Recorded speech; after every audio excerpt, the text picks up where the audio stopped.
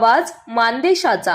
मान तालुक्यातील पळशी, माने वस्ती, भोसले वस्ती, महादेवमळा आणि वाकी परिसरातील मानगंगा नदी पात्रातून मोठ्या प्रमाणावर बेकायदेशीर वाळू उपसा सुरू असल्याचा आरोप नागरिकांकडून केला जातोय। वारंवार तक्रारी करूनही प्रत्यक्ष कारवाई होत नसल्याची नाराजी व्यक्त होत असून महसूल विभागातील स्थानिक अधिकाऱ्यांच्या भूमिकेबाबत गंभीर प्रश्न उपस्थित केले जात आहेत।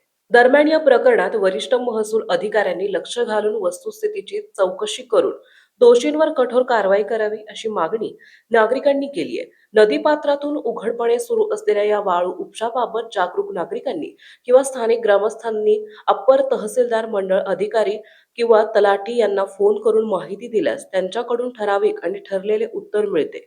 आम्ही घटनास्थळी जाऊन पंचनामा करू आणि पुढील अहवाल वरिष्ठांना सादर करू, एवढेच उत्तर देऊन अधिकारी आपली जबाबदारी झटकत असल्याचं समोर आलंय। प्रत्यक्ष जागेवर जाऊन कोणतीही ठोस कारवाई किंवा वाहने जप्त करण्याचे धाडस या अधिकाऱ्यांकडून दाखवले जात नसल्याने वाळू चोरीचे धाडस अधिकच वाढले आहे।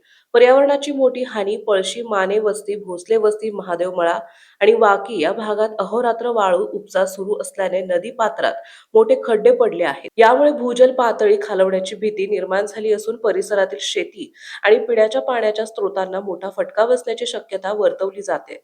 शासकीय महसुलाचा कोट्यवधी रुपयांचा बुडत असलेला महसूल आणि पर्यावरणाची होणारी हानी याकडे स्थानिक महसूल यंत्रणेने पूर्णपणे डोळेझाक केली आहे।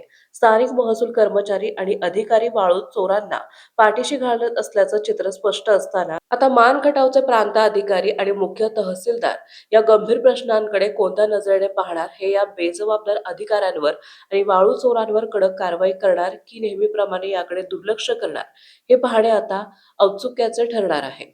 परिसरातील नागरिकांनी आता थेट जिल्हाधिकाऱ्यांनीच या प्रकरणात लक्ष घालून कारवाई करावी अशी मागणी केली आहे। मानसौफे न्यूज साठी संपादक बापूसाहेब मिसाळ, वरकुटे, मलवडी। आपल्या जिल्ह्यातील तालुक्यातील लेटेस्ट बातम्या पाहण्यासाठी आजच मानसौफे न्यूज चॅनलला YouTube वर सबस्क्राईब करा आणि बेल आयकॉन प्रेस करा।